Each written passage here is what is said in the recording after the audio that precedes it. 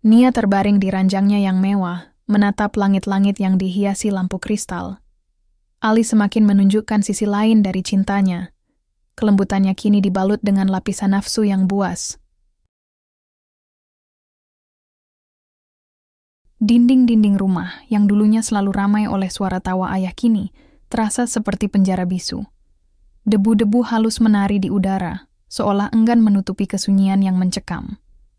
3 bulan sejak kepergian ayah, rumah itu tak lagi sama.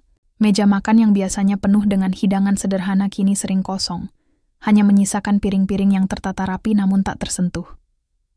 Nia, sang anak sulung, duduk di ambang pintu, menatap halaman yang ditumbuhi ilalang.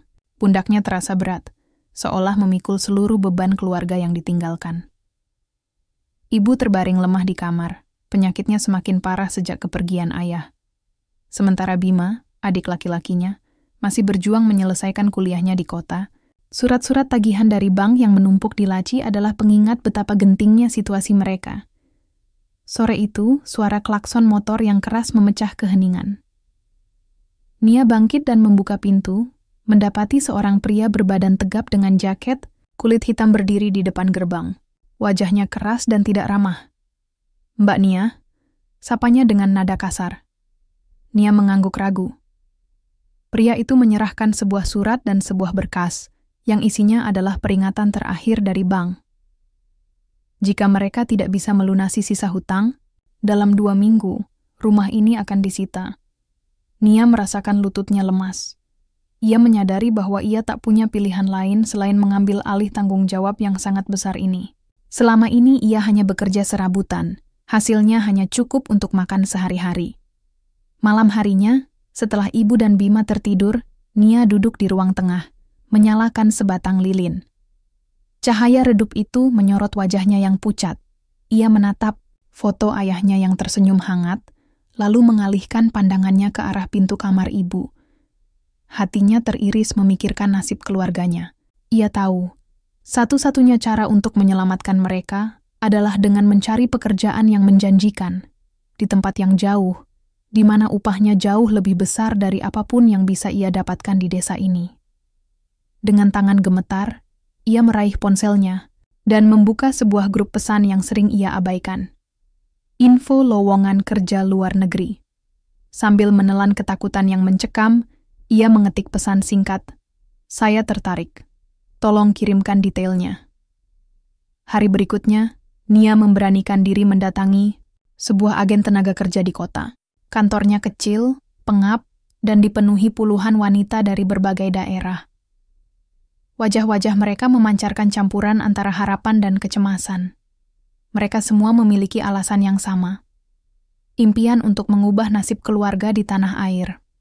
Seorang agen wanita dengan wajah datar dan kacamata tebal menjelaskan persyaratan dan prosedur dengan suara monoton.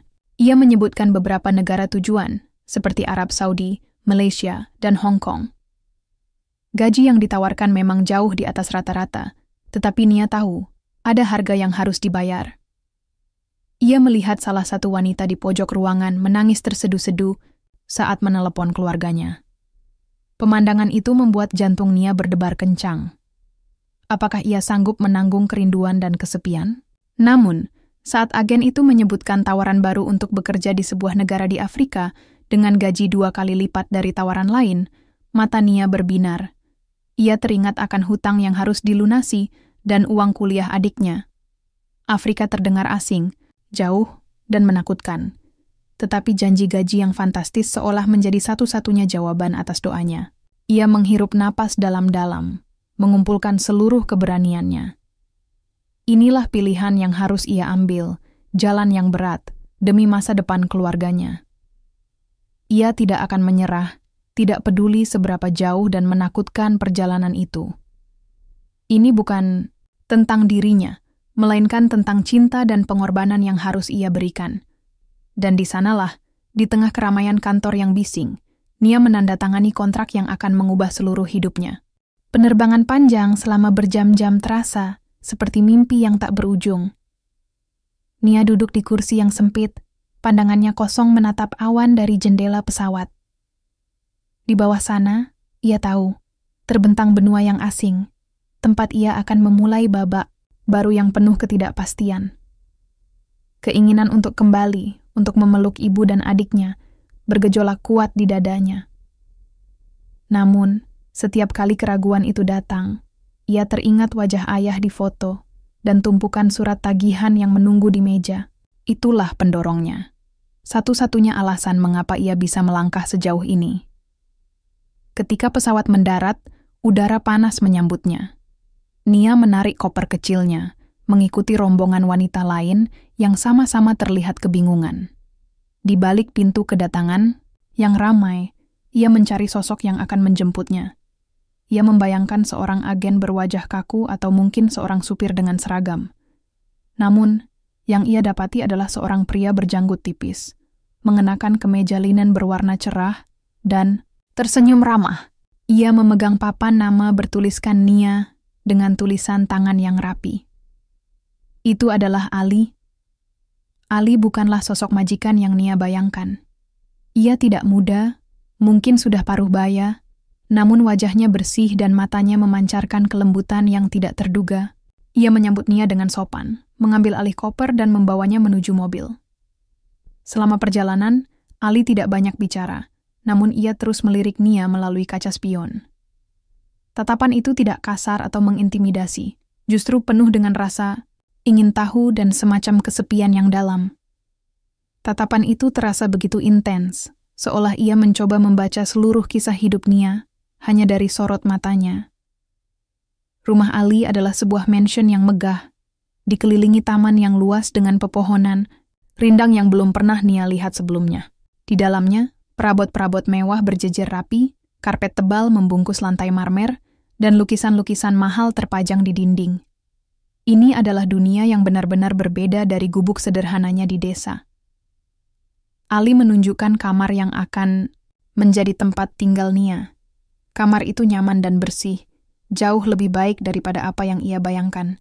Nia hanya bisa mengucapkan terima kasih, merasa kecil di tengah kemegahan yang asing ini. Beberapa hari pertama adalah masa penyesuaian yang sulit.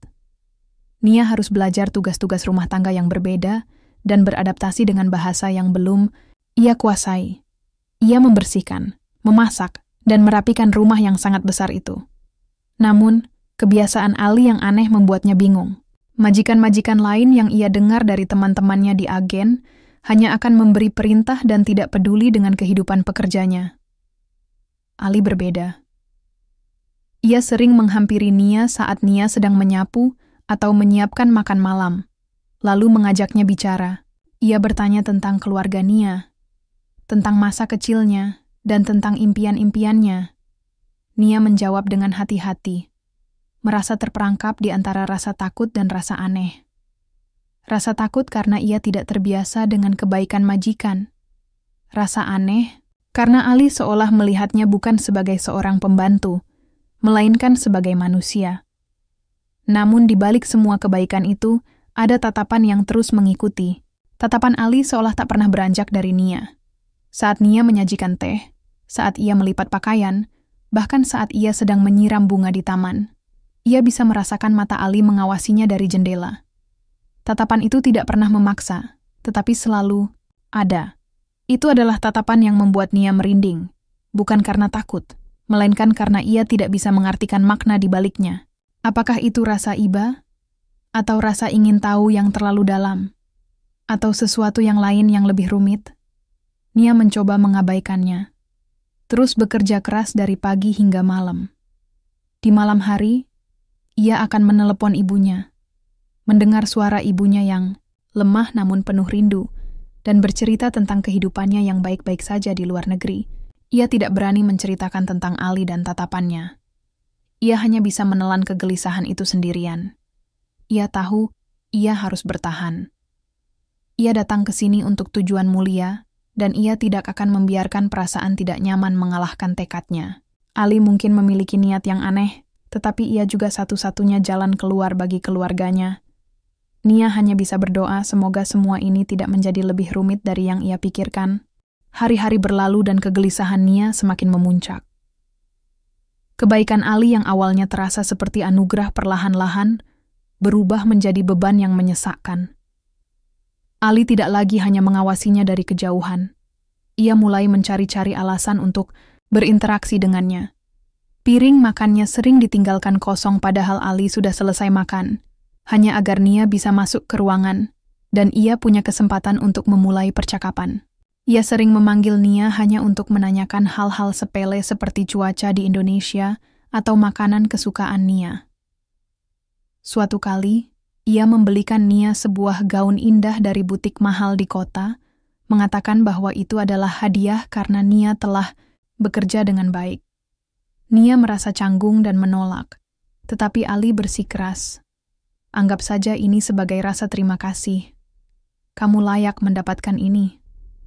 Hadiah-hadiah dan perhatian yang berlebihan itu membuat Nia merasa tidak nyaman, seolah ia berada dalam sebuah jebakan yang tak terlihat. Ia selalu teringat pesan dari agennya. Jangan pernah terlalu dekat dengan majikan. Namun, bagaimana ia bisa menjaga jarak ketika Ali terus-menerus mencoba mendekat? Nia mencoba membatasi interaksi, menjawab setiap pertanyaan dengan singkat, dan segera kembali ke pekerjaannya. Namun, sikapnya itu justru membuat Ali terlihat semakin putus asa. Tatapan kesepian di matanya semakin dalam, membuat Nia merasa bersalah. "Kenapa kamu selalu menghindar?" tanya Ali suatu sore, suaranya terdengar lembut namun penuh kepedihan. "Apakah saya membuatmu tidak nyaman?" Nia menunduk, tidak berani menatap matanya. "Tidak, Tuan Ali, saya hanya ingin bekerja dengan baik," jawabnya, suaranya bergetar. Ali meraih tangannya, sebuah sentuhan yang membuat jantung Nia hampir copot. "Kamu sudah bekerja dengan sangat baik, Nia. Tapi, saya butuh lebih dari itu. Saya butuh teman. Rumah ini terlalu besar, dan saya terlalu kesepian," bisiknya, suaranya nyaris seperti gumaman. Nia segera menarik tangannya, langkahnya mundur. Namun, sebelum ia bisa melarikan diri, Ali melanjutkan, suaranya berubah menjadi lebih serius. "Nia, dengarkan saya," katanya. "Saya tahu ini mungkin terdengar gila, tapi saya ingin kamu menikah dengan saya." Kata-kata itu bagaikan petir di siang bolong. Nafas Nia tercekat. Ia menatap Ali dengan mata melebar, tidak percaya dengan apa yang ia dengar. "Menikah?" bisiknya, suaranya hampir tidak terdengar. "Tuan Ali, saya tidak bisa." Ali berjalan mendekat. Tatapannya kini memancarkan tekad yang kuat. "Dengarkan saya dulu.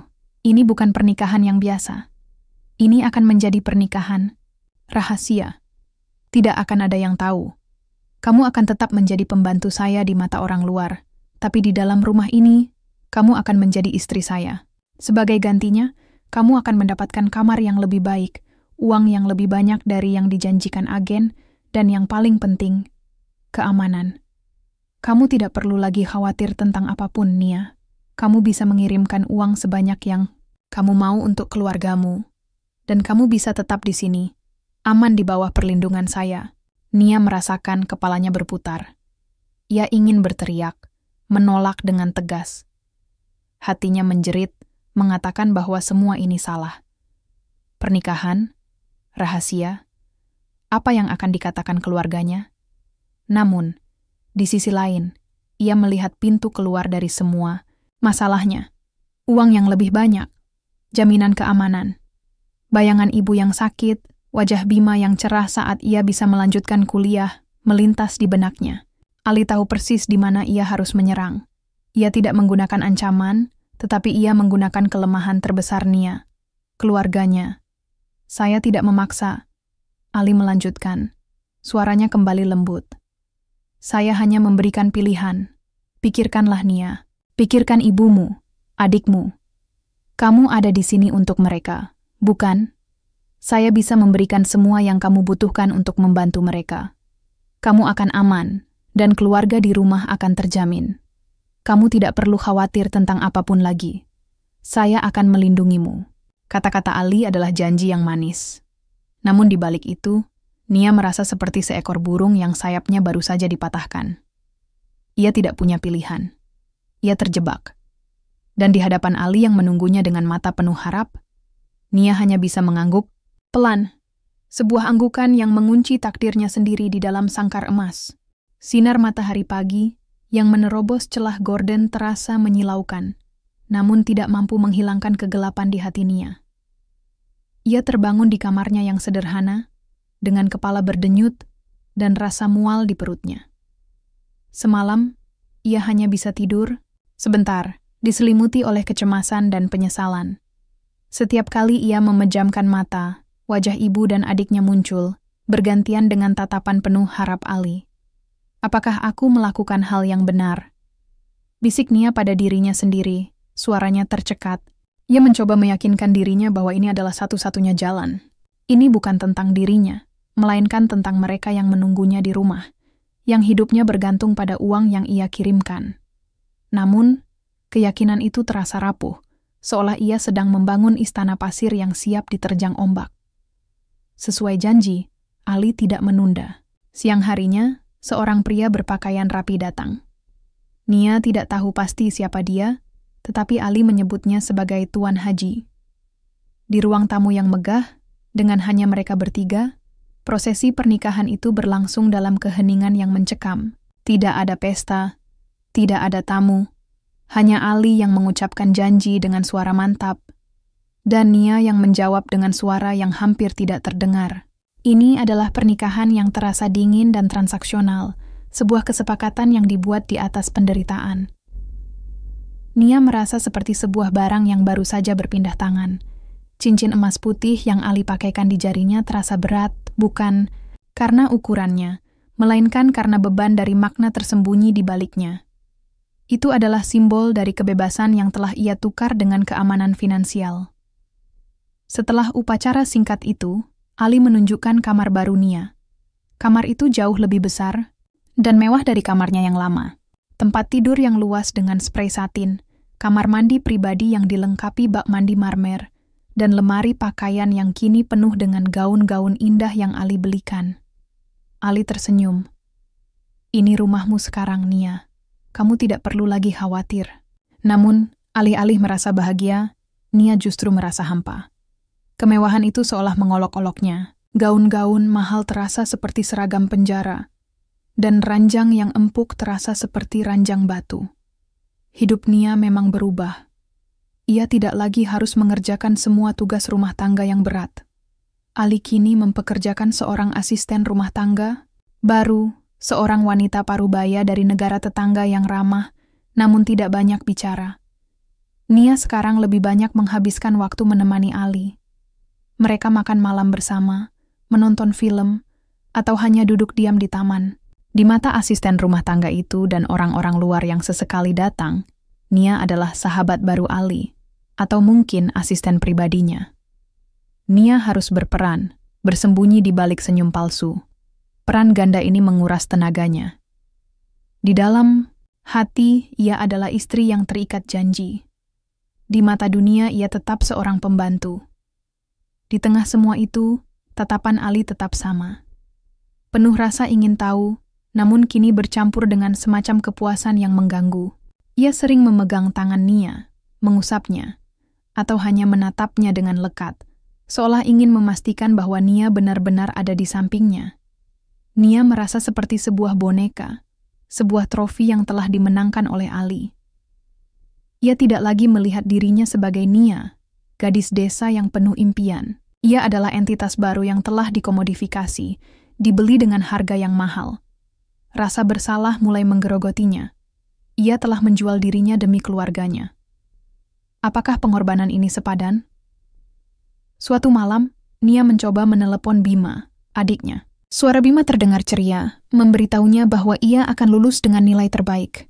"Terima kasih banyak, Mbak. Ini semua berkat Mbak Nia," katanya, suaranya tulus dan penuh haru. Air mata Nia menetes, membasahi pipinya. Ia ingin menceritakan semuanya, tentang pernikahan rahasianya, tentang kesepiannya, tentang bagaimana ia merasa terjebak. Tapi ia tidak bisa. Ia hanya bisa tersenyum dan berkata, "Baguslah, Bim. Mbak di sini baik-baik saja. Hidupku enak sekali. Jangan khawatir ya. Belajarlah yang rajin, supaya nanti kamu bisa jadi orang sukses."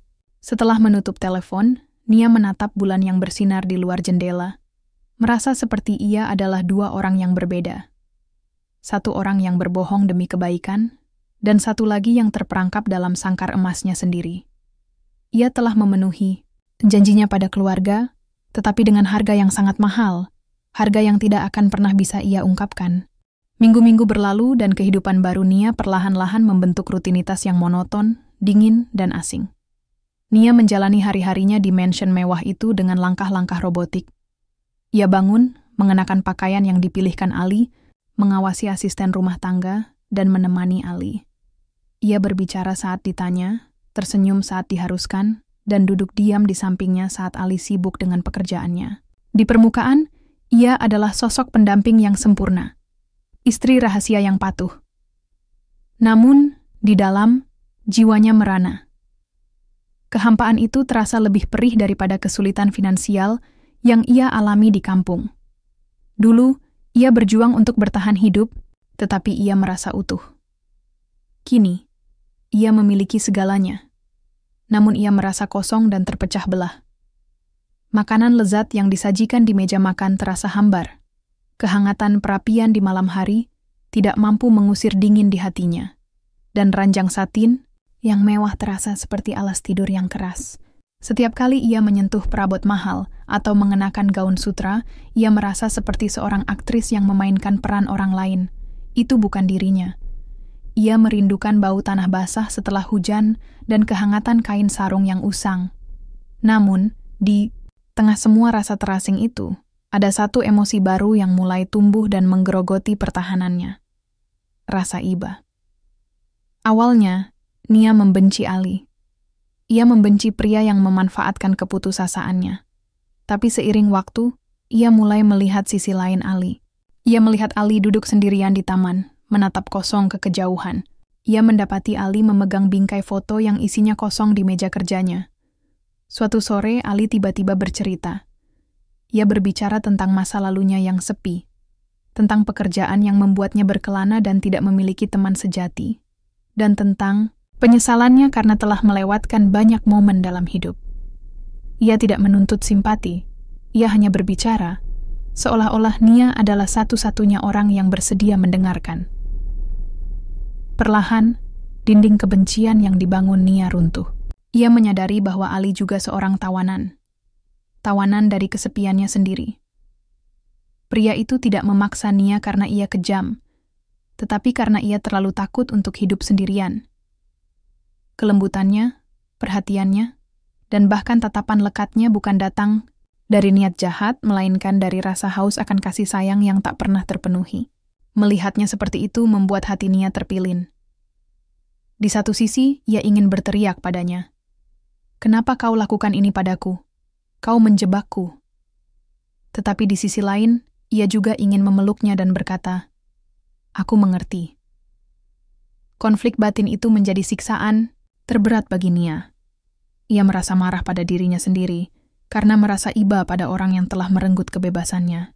Ia menyalahkan dirinya sendiri karena tidak cukup kuat untuk menolak. Kenapa aku? Kenapa aku begitu lemah?" Bisiknya pada dirinya sendiri di depan cermin. Ia memandang pantulannya, mencari sisa-sisa gadis desa yang lugu dan bersemangat. Namun, yang ia temukan hanyalah sosok asing dengan mata yang penuh duka, terperangkap di antara dua emosi yang saling bertentangan. Ia membenci Ali, namun ia juga merasa kasihan. Ia membenci takdirnya, namun ia juga merasa bersalah, karena tidak bisa menghargai kenyamanan yang telah diberikan. Suatu sore, Nia pergi ke taman. Di bawah pohon yang rindang, ia mencoba mencari ketenangan. Ia memejamkan mata, membayangkan suara, ibu dan adiknya. Ia merindukan desanya, aroma tanah basah, dan udara segar. Ia mencoba mencari secercah harapan, sebuah jalan keluar. Namun, saat ia membuka matanya, ia melihat Ali berdiri di dekat pintu kaca, mengawasinya. Tatapannya sama seperti saat pertama kali mereka bertemu, penuh perhatian, namun kini bercampur dengan kepuasan karena ia telah berhasil memilikinya. Pada saat itu, Nia menyadari kebenaran yang kejam. Ia tidak bisa melarikan diri, bukan hanya karena kontrak atau jarak, tetapi karena ia telah menjadi bagian dari hidup Ali. Uang yang ia kirim ke rumah telah membebaskan keluarganya, tetapi mengunci dirinya di sini. Ia adalah penyelamat keluarganya, tetapi juga korban dari penyelamatan itu. Pengorbanannya begitu besar, sehingga ia tidak bisa begitu saja meninggalkannya. Ia tidak punya pilihan, dan itu adalah kenyataan yang paling pahit dari segalanya. Ia tidak lagi membenci Ali, ia membenci dirinya yang lemah, yang telah membiarkan dirinya terjebak dalam sangkar emas ini. Nia adalah seorang ratu tanpa mahkota, dengan harta benda yang melimpah namun jiwa yang merana, sebuah pengingat bahwa kebebasan adalah kemewahan termahal yang tidak bisa dibeli dengan uang. Malam demi malam, Nia terbaring di ranjangnya yang mewah, menatap langit-langit yang dihiasi lampu kristal. Ali semakin menunjukkan sisi lain dari cintanya. Kelembutannya kini dibalut dengan lapisan posesif yang dingin. Ia tidak pernah mengatakannya secara langsung, tetapi tindakan-tindakannya berbicara lebih keras dari kata-kata. Ali tidak mengizinkan Nia keluar rumah sendirian, bahkan untuk sekadar berjalan-jalan di taman yang luas. Di luar tidak aman, Nia, katanya dengan nada yang terdengar seperti perlindungan, namun terasa seperti larangan. Ia memberikan Nia sebuah ponsel baru, sebuah alat komunikasi yang juga menjadi rantai tak terlihat. Nia tahu. Ali selalu tahu kapan ia menelepon. Dan ia tahu Ali selalu memastikan. Ia hanya menghubungi Bima dan ibunya di kampung. Rasa iba yang tumbuh di hati Nia kini berseteru dengan kemarahan yang membara. Ia merasa Ali telah mengambil alih kendali atas hidupnya, seolah-olah Nia adalah koleksi berharganya. Di satu sisi, ia melihat seorang pria yang kesepian dan mendambakan kasih sayang. Di sisi lain, ia melihat seorang penjaga yang mengunci sangkarnya dengan janji-janji manis. Konflik batin ini menguras energinya, membuatnya lelah secara mental dan emosional. Ia tidak lagi bisa membedakan mana yang merupakan perhatian tulus dan mana yang merupakan bentuk kontrol. Di tengah semua itu, Nia mencari celah, mencoba menemukan secuil kebebasan. Saat Ali sibuk dengan pekerjaannya, Nia sering bersembunyi di gudang belakang, tempat yang jarang dijangkau. Di sana, ia menemukan sebuah buku kosong dan pena. Di sanalah ia mulai menulis, menuangkan semua perasaannya. Ia menulis tentang kesedihannya, tentang rindu yang menggerogoti, dan tentang rasa frustrasinya. Ia menggambarkan dirinya sebagai burung yang sayapnya dicabut, terpaksa berdiam di dalam sangkar emas yang indah. Pada suatu sore yang cerah, saat Ali sedang berbicara di telepon dengan rekan kerjanya, Nia secara tidak sengaja mendengar sesuatu yang membuat darahnya mendidih. "Iya, dia di sini," kata Ali. Suaranya terdengar bangga. "Aku bisa pastikan dia tidak akan pernah pergi. Aku memberikannya semua yang dia butuhkan, dan keluarganya juga. Dia sangat berterima kasih." Ali tertawa kecil, tawa yang menusuk hati Nia. Nia merasa seolah dirinya adalah sebuah trofi, sebuah barang koleksi yang dibanggakan Ali. Piti yang selama ini ia rasakan seketika menguap, digantikan oleh gelombang kemarahan yang meluap-luap. Di malam hari, Nia tidak bisa lagi menahan diri. Ia menatap Ali yang sedang duduk di sofa, membaca buku. "Tuan Ali," katanya, suaranya bergetar. "Saya ingin pulang." Ali menoleh, raut wajahnya berubah menjadi bingung. "Pulang? Kenapa, Nia?" Nia mencoba menjelaskan. Saya rindu keluarga saya. Saya sudah tidak betah di sini." Ali menutup bukunya dan berjalan mendekat. "Kamu tidak perlu pulang," katanya lembut. Namun matanya memancarkan ketegasan yang dingin. "Keluargamu aman sekarang. Uang yang kamu kirimkan cukup untuk mereka. Di sini kamu aman. Kamu punya segalanya. Kenapa harus kembali ke tempat yang tidak bisa memberimu apa-apa?" Nia merasa terpojok. "Tapi saya tidak bahagia di sini." Ali tersenyum, senyum yang tidak sampai ke matanya. "Kebahagiaan itu relatif, Nia. Di sini kamu tidak perlu khawatir tentang makan besok, tentang tagihan listrik, atau tentang uang kuliah adikmu. Kamu tidak akan pernah bisa mendapatkan kenyamanan seperti ini di sana." Ali berjalan ke jendela, menatap pemandangan kota di bawah. "Lihatlah," Dunia ini berbahaya. Di sini, di dalam rumah ini, kamu terlindungi. Kamu tidak perlu khawatir tentang apapun. Nia melihat dirinya di pantulan jendela kaca, sebuah sosok yang terlihat seperti boneka pajangan. Ia menyadari kebenaran yang kejam. Ia tidak bisa pergi. Kontraknya, meskipun sekarang tidak lagi relevan, mengikatnya secara moral. Uang yang ia kirimkan membuat keluarganya bergantung padanya. Dan Ali, dengan cintanya yang posesif, telah membangun sangkar yang tidak terlihat. Rumah mewah ini bukan lagi istana impian, melainkan sebuah penjara. Pintu-pintu terkunci bukan karena kunci, tetapi karena pengorbanan yang telah ia lakukan. Tirai beludru yang mewah dan vas bunga kristal yang indah adalah hiasan dari sangkar yang mengunci kebebasannya. Nia adalah ratu tanpa tahta, kekayaan tidak berarti tanpa kebebasan. Ia menyadari, ia tidak punya pilihan, ia tidak bisa lari. Ia adalah tawanan dari kasih sayang yang salah tempat, dan satu-satunya jalan keluar adalah dengan menerima nasibnya. Setelah pertengkaran yang sunyi itu, Nia menyerah. Ia berhenti melawan. Keengganannya yang dulu ia tunjukkan berubah menjadi ketaatan yang pasrah. Ia tidak lagi mencari celah, tidak lagi mencoba melarikan diri, bahkan dalam pikirannya. Nia menyimpulkan, ia harus bertahan. Jika ini adalah satu-satunya cara untuk memastikan keselamatan keluarganya di rumah, maka ia akan melakukannya.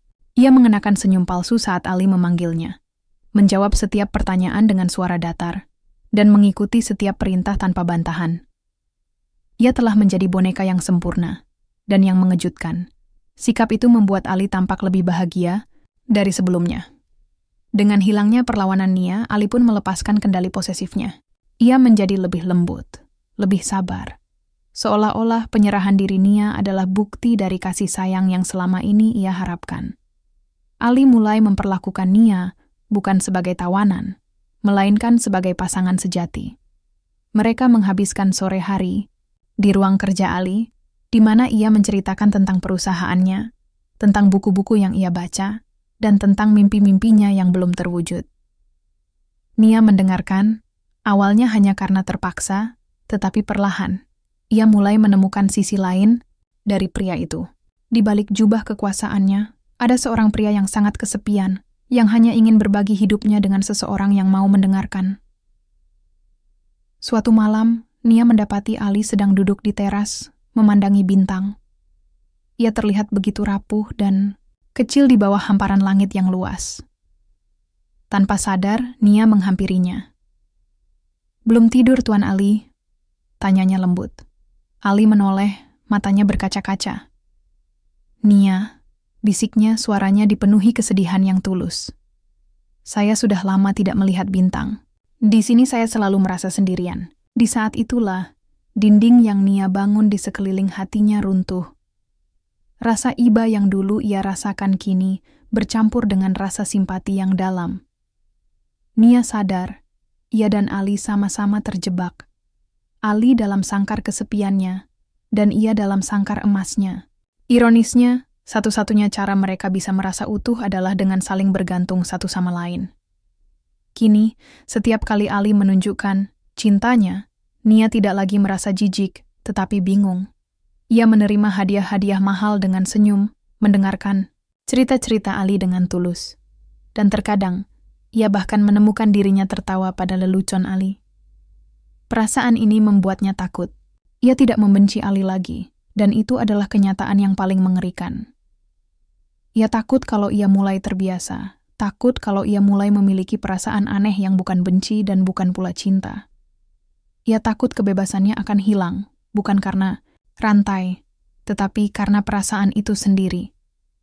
Untuk menenangkan pikirannya, Nia sering menghabiskan waktu di taman. Ia mencoba berbicara dengan tukang kebun, seorang pria tua yang tidak berbahasa Inggris, hanya untuk merasa seperti ia berbicara dengan seseorang yang berasal dari dunianya. Ia diam-diam mengamati kendaraan yang lalu lalang di jalanan di luar gerbang, membayangkan cerita di balik setiap orang yang melewatinya. Suatu hari, Ali mengajak Nia ke pusat kota. Ia memperlakukannya seperti seorang putri, membelikannya es, krim dan membawanya ke toko-toko mewah. Nia melihat kerumunan orang-orang yang tertawa dan berbicara, dan ia merasa seperti ia sedang menonton sebuah film. Ia ada di tengah-tengah keramaian, namun ia merasa lebih kesepian dari sebelumnya. Tangan Ali yang menggenggam tangannya terasa seperti sebuah jangkar, mengikatnya di tempatnya. Ia tidak bisa pergi, tidak bisa bicara dengan siapapun. Ia hanya bisa tersenyum dan mengikuti langkah Ali. Malam itu, setelah kembali ke rumah, Nia mendadak jatuh sakit. Demam tinggi membuat tubuhnya menggigil, dan ia mengigau dalam tidurnya, memanggil nama ibu dan adiknya. Ali panik. Ia tidak memanggil dokter, melainkan duduk di samping tempat tidur Nia sepanjang malam, menggenggam tangannya, dan mengompres dahi Nia dengan kain basah. Sepanjang malam itu, Ali berbicara padanya, menceritakan tentang kenangan manis masa lalunya, seolah-olah ia mencoba memberikan Nia kekuatan. Ketika Nia sadar, ia mendapati Ali tertidur di kursi, masih menggenggam tangannya. Pada saat itu, Nia tidak lagi merasakan kemarahan atau kebencian. Ia merasakan hal yang lebih rumit. Sebuah campuran rasa terima kasih, rasa bersalah, dan sebuah bentuk kasih sayang yang aneh. Nia menatap wajah lelah Ali, menyadari bahwa ia tidak bisa lagi membencinya. Ia adalah seorang pria yang terperangkap dalam kesepiannya sendiri, sama seperti Nia terperangkap dalam sangkar emasnya. Ia tidak lagi melihat Ali sebagai musuhnya, melainkan sebagai teman seperjuangan, dua jiwa yang terdampar di tengah gurun emosional. Ia telah menjadi bagian dari hidup Ali, dan sebaliknya. Penjara itu tidak lagi hanya diisi oleh Nia, tetapi juga oleh Ali, yang ironisnya juga adalah penjaganya. Ini adalah kenyataan yang paling menakutkan. Ia tidak lagi hanya terperangkap secara fisik, tetapi secara emosional. Ia tidak tahu lagi siapa dirinya, tidak tahu lagi apa yang ia rasakan, dan tidak tahu apakah ia akan pernah bisa kembali menjadi Nia yang dulu. Yang ia tahu hanyalah ia tidak sendirian di dalam penjara yang mereka bangun bersama. Rutinitas yang sudah terbentuk kini terasa begitu mencekam. Di balik tirai-tirai tebal yang menutupi mansion, Nia dan Ali hidup dalam sebuah sandiwara yang mereka lakonkan setiap hari. Mereka makan pagi bersama di meja makan yang luas. Ali membaca koran sementara Nia merapikan cangkir tehnya. Mereka menonton film di ruang keluarga. Terkadang Ali akan menggenggam tangan Nia, dan Nia tidak lagi menariknya. Hubungan mereka telah berkembang menjadi sesuatu yang tidak bisa dijelaskan dengan kata-kata. Bukan cinta, bukan benci, melainkan sebuah ikatan yang rumit, yang dibangun di atas kebutuhan dan pengorbanan. Namun, gelembung kedamaian itu pecah saat Ali mengumumkan bahwa sepupu jauhnya, yang tinggal di kota yang sama, akan datang berkunjung. Seketika, suasana di rumah berubah tegang. "Ingat Nia," Ali berbisik saat Nia merapikan dasinya. "Kamu adalah asisten pribadiku. Kita sudah sepakat, tidak ada yang boleh tahu." Nia mengangguk. Jantungnya berdegup kencang. Ia mengenakan gaun yang Ali berikan dan memoles wajahnya dengan senyum yang dipaksakan. Di mata sepupu Ali, seorang wanita paruh baya bernama Laila yang ramah, namun penuh rasa ingin tahu. Nia adalah sosok yang sempurna, seorang asisten yang efisien dan sopan. Selama kunjungan itu, Nia harus berakting dengan sempurna. Ia menyajikan makanan, menuangkan minuman, dan menjawab pertanyaan Laila tentang pekerjaannya dengan hati-hati. Laila terus melontarkan pertanyaan, mencoba mencari tahu lebih banyak tentang Nia dan hubungannya dengan Ali. "Kamu sangat beruntung, Ali," kata Laila sambil tersenyum. "Asistenmu ini sangat baik. Dia terlihat begitu dekat denganmu." Nia hanya bisa tersenyum dan menunduk, merasakan keringat dingin mengalir di punggungnya. Laila tidak tahu bahwa di balik senyuman itu ada sebuah kebohongan besar yang menggerogoti jiwa Nia. Beban sandiwara ini terasa jauh lebih berat daripada pekerjaan fisik apapun. Setiap hari, Nia harus berbohong pada Ali tentang perasaannya, pada dirinya sendiri tentang situasinya, dan yang paling menyakitkan, pada keluarganya tentang kebahagiaannya. Saat telepon dari Bima masuk, Nia akan mundur ke kamarnya, mengunci diri, dan dengan hati-hati memilih kata-kata. "Mbak di sini sehat, Bim. Bos Mbak baik banget. Dia beliin Mbak banyak baju bagus. Tenang aja, Ya, katanya dengan suara yang dibuat, riang. Bima bercerita tentang nilai-nilainya yang bagus, tentang teman-temannya yang kagum dengan kesuksesannya. Nia tersenyum, merasa bangga sekaligus hancur. Kebahagiaan mereka dibangun di atas kebohongan yang ia ciptakan. Uang yang ia kirimkan adalah bukti dari kebohongan itu. Sebuah mata uang yang membeli kebahagiaan mereka dengan menukar kebebasannya. Ironi dari semua ini adalah, ia kini memiliki lebih dari cukup. Uang yang ia kirimkan telah melunasi hutang keluarga, memperbaiki rumah, dan membiayai kuliah Bima hingga tuntas. Ibunya kini bisa berobat, dan hidup mereka sudah jauh lebih baik. Namun, setiap kali Nia menatap tumpukan uang yang ia siapkan untuk dikirim, ia merasa jijik pada dirinya sendiri. Uang, ini bukan lagi simbol penyelamatan, melainkan lambang dari harga dirinya yang telah ia jual. Sangkar emas yang mengurungnya kini bukan hanya indah, tetapi juga kokoh, dibangun dari kebahagiaan orang-orang yang ia cintai. Suatu sore, Ali mengajak Nia ke sebuah kafe di pusat perbelanjaan. Nia merasa gelisah, takut bertemu dengan seseorang yang ia kenal. Dan ketakutan itu menjadi kenyataan. Saat mereka duduk, Nia melihat seorang wanita berjalan melewatinya. Wanita itu adalah Endah, seorang teman seperjuangannya yang dulu sama-sama mendaftar di agen. Endah mengenali Nia. Wajahnya yang terkejut membuat Nia panik. Nia? Astaga, kamu di sini? Kamu kerja apa? Tanyanya dengan suara tidak percaya. Nia tidak bisa menjawab. Ali, menyadari situasi yang tidak nyaman, segera menarik Nia pergi. Maaf, kami ada janji, katanya dengan dingin. Saat mereka berjalan terburu-buru, Nia menoleh ke belakang dan melihat Endah menatapnya. Matanya dipenuhi kebingungan. Tatapan itu menusuk Nia, seolah ia telah dicap sebagai pengkhianat. Nia merasa malu, bukan karena pekerjaannya, tetapi karena kebohongan yang ia jalani. Ia adalah seorang hantu dari masa lalunya sendiri, tidak bisa kembali ke dunia asalnya, dan tidak bisa jujur tentang kehidupannya. Ketika mereka kembali ke rumah, sebuah surat telah menunggu Nia. Itu dari ibunya. Nia membukanya dengan tangan gemetar. Ibunya menulis bahwa ia kini bisa membuka warung kecil di depan rumah, berkat uang kiriman Nia. Semua orang di desa bilang kamu hebat, Nak. Kamu adalah pahlawan kami. Kami sangat bangga padamu. Nia membaca kalimat itu berulang kali, air matanya membasahi kertas surat. Ia seorang pahlawan. Namun ia merasa lebih seperti seorang penjahat yang bersembunyi. Kebahagiaan ibunya kini menjadi beban yang paling berat. Ali telah membuat sangkar itu begitu kokoh, sehingga ia tidak bisa melarikan diri. Dan kini, keluarganya sendiri tanpa sadar telah membantu membangunnya. Nia menyadari, ia tidak akan pernah bisa kembali. Kehidupan yang ia miliki di sana telah musnah.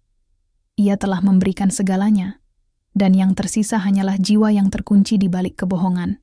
Selamanya bersembunyi dari dunia yang memujinya.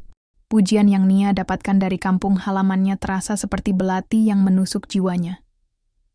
Ia adalah pahlawan, namun ia merasa seperti pembohong ulung. Senyumnya kini menjadi topeng yang berat, tawa yang keluar dari bibirnya terasa hampa.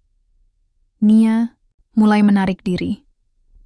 Nafsu makannya hilang, dan ia seringkali hanya duduk termenung di kamarnya, menatap keluar jendela dengan pandangan kosong. Tubuhnya ada di mansion mewah itu, tetapi jiwanya telah melayang jauh, kembali ke gubuk sederhana di desanya, tempat ia bisa merasakan kebebasan, meski dalam kemiskinan. Ali, yang terbiasa melihat Nia yang patuh dan penuh senyum, menyadari perubahan itu. Wajahnya yang dulu selalu cerah kini murung. Ali mencoba segala cara untuk membuatnya bahagia. Ia membelikan perhiasan mahal, mengundang juru masak terkenal untuk menyiapkan hidangan kesukaannya, bahkan mencoba mengajak Nia jalan-jalan ke tempat-tempat indah. Namun, semua itu tidak mempan. Setiap hadiah yang diberikan Ali terasa seperti rantai baru yang membelenggunya.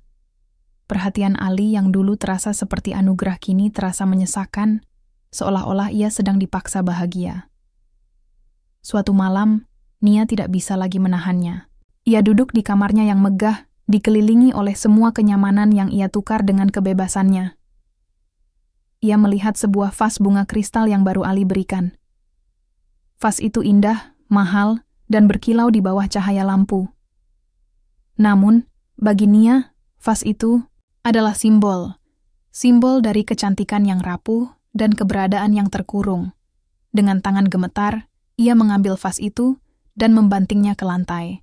Vas itu pecah berkeping-keping, suaranya memecah keheningan rumah. Nia terduduk di lantai, membenamkan wajahnya di lutut dan menangis. Itu bukan tangisan yang keras, melainkan tangisan yang dalam dan memilukan. Sebuah ratapan yang keluar dari jiwa yang lelah. Ali yang mendengar suara itu segera berlari ke kamar Nia. Ia mendapati Nia terisak di tengah pecahan kaca. Wajah Ali berubah pucat, kebingungan dan kepanikan bercampur di matanya. "Nia, ada apa? Kenapa kamu?" tanyanya. Suaranya dipenuhi kekhawatiran. Nia mendongak, matanya merah dan bengkak. Ini adalah pertama kalinya Ali melihatnya begitu hancur. "Ini semua tidak ada artinya," bisik Nia, suaranya serak. "Vas ini, perhiasan ini, semua yang kamu berikan, tidak ada artinya." Ali mencoba mendekat, tangannya terulur ingin menyentuh Nia, namun Nia menepisnya. "Jangan sentuh saya," teriaknya. Ali terkejut, ekspresi terluka muncul di wajahnya. "Apa yang terjadi? Apa yang salah? Saya sudah memberikanmu segalanya, Nia. Uang, keamanan, kenyamanan." Nia menggelengkan kepalanya. Air matanya terus mengalir. "Kamu tidak memberikan saya segalanya," katanya dengan nada getir. "Kamu tidak memberikan saya hal yang paling penting. Kebebasan." Nia bangkit berdiri, menatap Ali dengan mata penuh kesedihan. "Saya terjebak, Ali. Saya terjebak di sini. Saya bukan ratu di istana ini. Saya adalah tawanan. Kamu bilang kamu menyayangi saya, tapi bagaimana kamu bisa menyayangi seseorang yang kamu kurung?" Hati Ali terasa tertusuk. "Saya tidak mengurungmu. Kamu bisa pergi kapan saja." Nia tertawa, tawa yang terdengar menyakitkan. "Pergi? Bagaimana saya bisa pergi? Uang yang kamu berikan, uang itu yang mengikat saya. Ibu saya bisa berobat, adik saya bisa kuliah, mereka hidup bahagia sekarang. Bagaimana saya bisa menghancurkan kebahagiaan itu? Saya tidak bisa, Ali. Saya tidak bisa. Mereka memanggil saya pahlawan, tapi mereka tidak tahu kalau pahlawan mereka ini terperangkap, berbohong, dan menangis sendirian di balik pintu yang terkunci." Ali terdiam, kata-kata Nia menembus pertahanannya.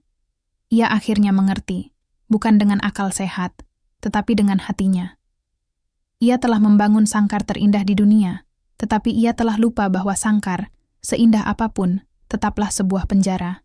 Ia telah membeli keberadaan Nia, namun ia tidak pernah bisa membeli jiwanya. Semua kebaikan yang ia berikan, semua hadiah yang ia tawarkan, semua itu tidak berarti, karena tidak ada satupun dari itu yang lahir dari kebebasan. Ali terduduk di lantai, di tengah pecahan kaca, menundukkan kepalanya. Ia tidak lagi melihat Nia sebagai pendampingnya, tetapi sebagai korban dari obsesi dan kesepiannya sendiri. Saya minta maaf, Nia." Bisiknya, suaranya dipenuhi penyesalan yang tulus. "Saya tidak pernah bermaksud, saya hanya sangat kesepian." Nia menatap Ali, dan di tengah air matanya, ia merasakan campuran emosi yang aneh. Bukan lagi kemarahan yang membara, tetapi sebuah kesedihan yang mendalam. Kesedihan untuk dirinya sendiri dan juga untuk pria yang duduk di depannya, yang begitu putus asa akan kasih sayang hingga ia harus membangun penjara untuk mendapatkannya. Di dalam ruangan yang penuh dengan pecahan kaca, dua jiwa yang terluka akhirnya saling berhadapan tanpa sandiwara.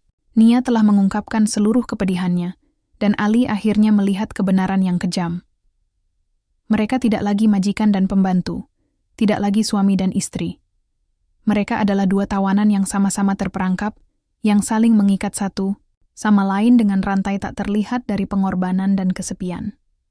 Dan di sanalah, di lantai yang dingin, Nia menyadari bahwa ia tidak hanya menderita sendirian.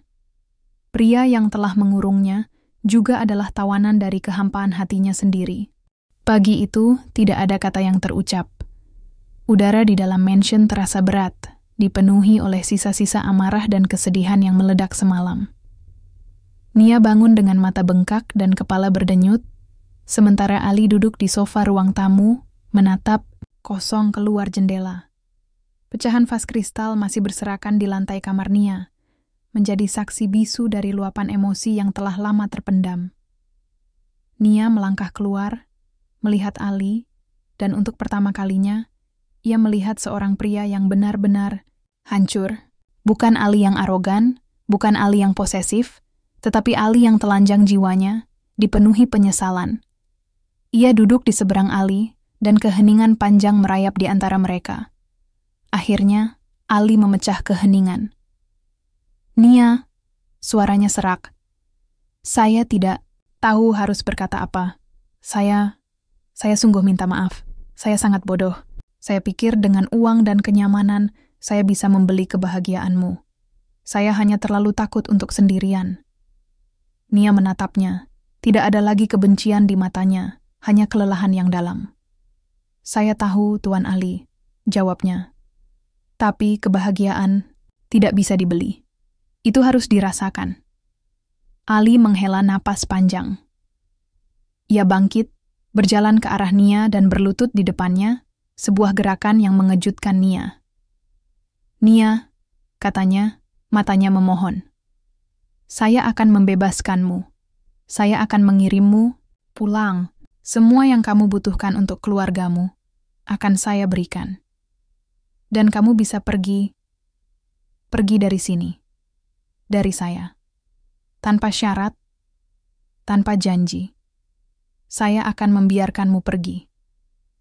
Kata-kata itu adalah janji yang selama ini Nia impikan. Hatinya harusnya melonjak gembira. Ia harusnya segera mengemas barang-barangnya dan berlari ke bandara. Namun, air matanya justru mengalir. Ia melihat wajah Ali, yang penuh dengan kesedihan dan penyesalan yang tulus. Rasa iba yang dulu hanya samar-samar, kini membanjiri seluruh hatinya.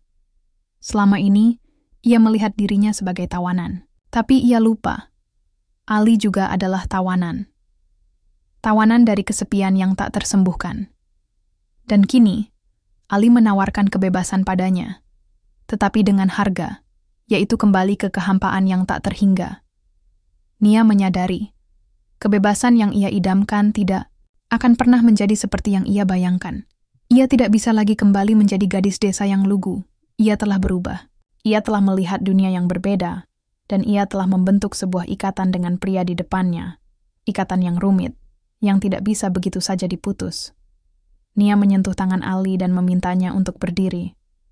"Saya tidak akan pergi, Tuan Ali," bisiknya. Ali menatapnya, bingung. "Tapi, kenapa?"